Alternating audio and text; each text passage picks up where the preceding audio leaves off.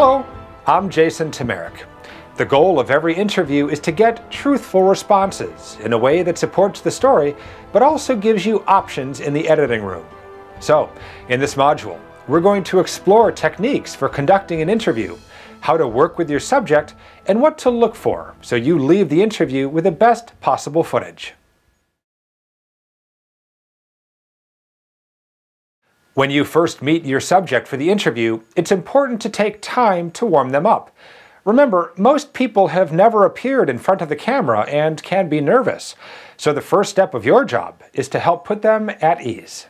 This is Lucia Riker. She is considered the greatest female boxer in history and a spectacular person, and we're thrilled to get her experience with respect to PTSD. She was a champion in a very violent sport.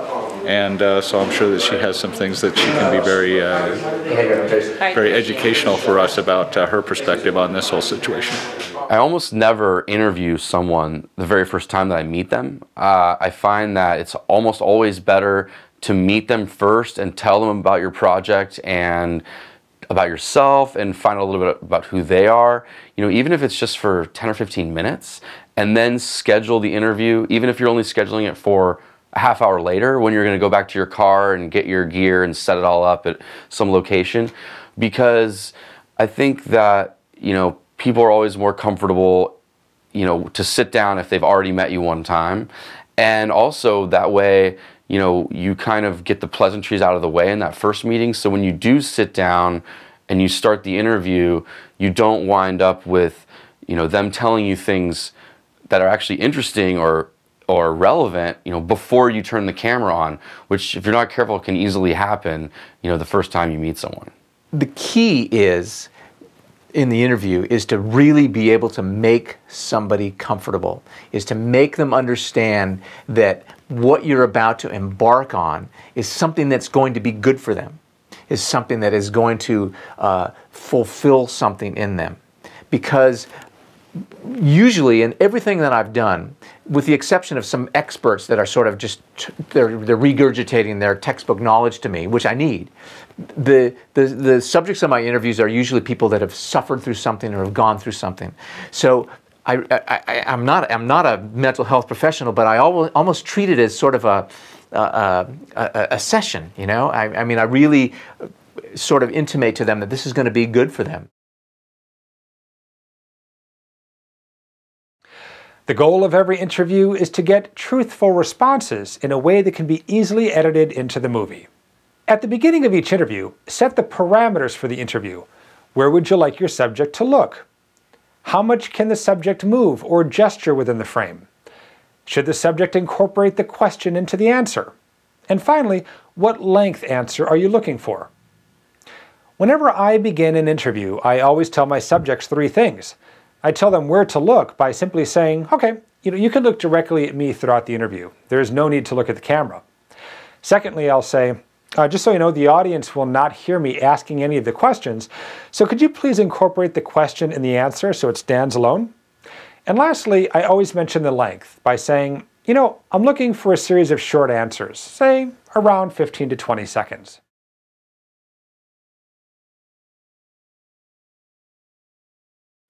It usually takes a while for your subject to feel comfortable in front of the camera, so don't ask any important or difficult questions up front. In the beginning, I always ask 1 to 3 kind of throwaway questions, real simple questions. Where are you from?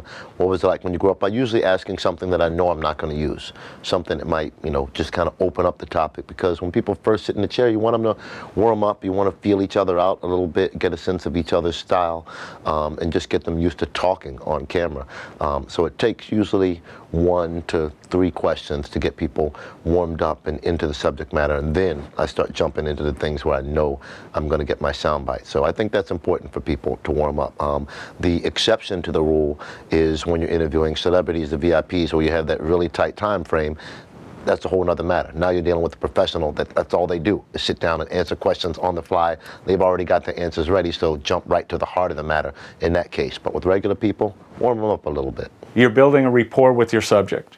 You're building comfort with your subject. And if you do your job, which is that you listen to them and you look at them, you will find that they will be dramatically more relaxed at the end of the interview than when they started. And some of them have actually, many of them come up and said, that was way easier. Oh, we're done already? Oh, that was way easier than I thought. That's a reward. That means you've done your job in terms of making the subject feel comfortable. Although you have planned your questions out in advance, they can sometimes become a hindrance. Don't be a slave to the questions, and don't be afraid to let go of the questions to let the interview unfold organically. One thing about documentaries is that it's full of contradictions, and so one of the classics is that if you're going to go in and do an interview, you have to be completely prepared, and you want to have questions ahead of time, and you want to have them all written down and be really thorough. But the contradiction, though, is that once you've done all that, you kind of have to put it aside and really just listen and ask in a really curious way. I'm really interested in what you have to say. I'm really curious about this. Can you tell me more? And by feeling that genuinely, then people really open up and they start to tell their story for real. You've chosen your subjects for a reason. You've chosen them because they're interesting, or because they have an experience that's meaningful, or because they're in a position of power or authority. You've chosen these people. Let them tell their story. Get into their story. Don't let them tell your story, let them tell their story. And that's the difference between a great, compelling documentary and something that just sort of scratches the surface. If you have a list of questions in front of you and you stick to those questions, chances are you're looking for an opportunity to get to the next question and you're not listening to what's there. And a good interviewer works off what the interviewee says, not what the interviewer wants. You want to make an interview organic, and the organism is your interview subject, your interviewee. You want to listen and you want to look for subtext. What's going on under the surface? Would you say that, such and such? Do you mean that, such and such? Are you really saying such and such? You're always trying to tease out that which lies below the surface. And if you work from a list of questions, you're not going to do that. The great thing about being the interviewer is you don't have to have any answers. In fact, throw all your answers out.